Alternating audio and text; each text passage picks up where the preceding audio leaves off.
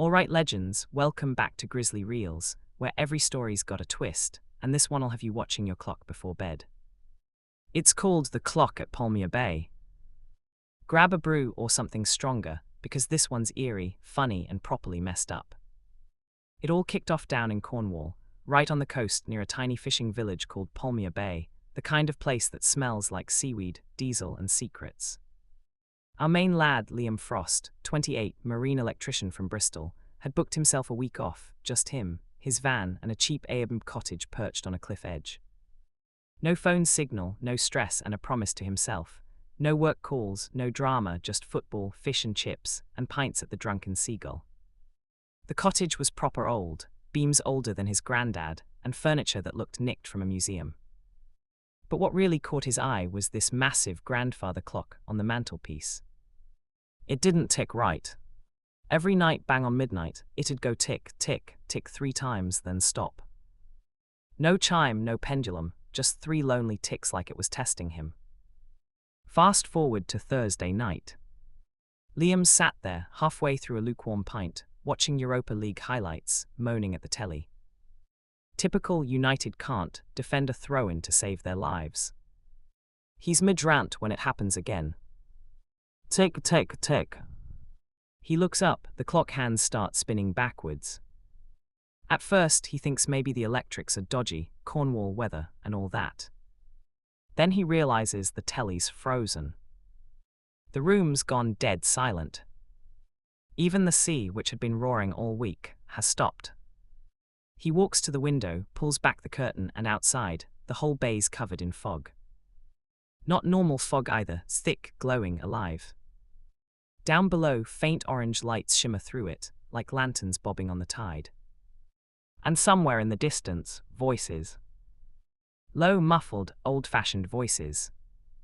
Liam mutters, "What the bloody hell," grabs his torch and steps outside. The air hits him like ice. He follows the sound down the cliff path, trainers slipping on wet stone, heart hammering. At the bottom, on the beach, he sees them, people. A full crew of fishermen, standing by wooden boats that look straight out of a museum. Long coats, flat caps, and oil lamps glowing amber. They're shouting to each other in thick Cornish accents, hauling crates marked Polmere Catch, 1879. One bloke turns and stares right at him. "You're late, boy," he growls. "Tide, going." Liam blinks. "Mate, what tide? What year is it?" The man squints, lantern flickering across his pale face. "Same every time," he mutters. "You never learn, do you?" Before Liam can answer, the fog swirls up, thick as smoke, and the beach folds in on itself. He hears water rushing, a roar like a storm, and then he's back. Flat on the cottage floor. Europa League highlights still on pause, pints spilled across the rug. The clock reads 2:19 a.m. His phone's dead. No power. And his boots caked in wet sand. Next morning, he stumbles into the Drunken Seagull looking rough as anything. Old Dory's behind the bar says, "You look like you've seen a ghost, love." He tells her what happened, laughing it off until she goes pale. She disappears into the back and brings out a framed photo covered in dust. "Recognize him?" she asks. It's a sepia photo, a group of 6 fishermen beside a wrecked boat.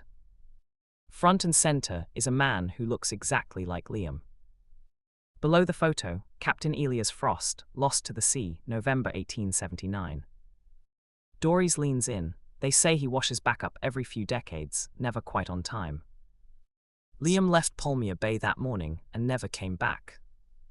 But the locals still swear that when the fog rolls in and the tide's low, you can hear footsteps on the cliffs and a voice whispering, "Not again." So if you ever stay down Cornwall way, and you hear a clock tick 3 times when it should, maybe don't check the window. Thanks for watching, legends. If that one gave you chills, smash that like button, follow Grizzly Reels for more twisted UK stories, and tag your mate who'd 100% leg it after the first tick. Check out grizzlycollective1.com for original art and apparel, and use for 10% off. Stay curious, stay safe, and keep your clocks where you can see 'em.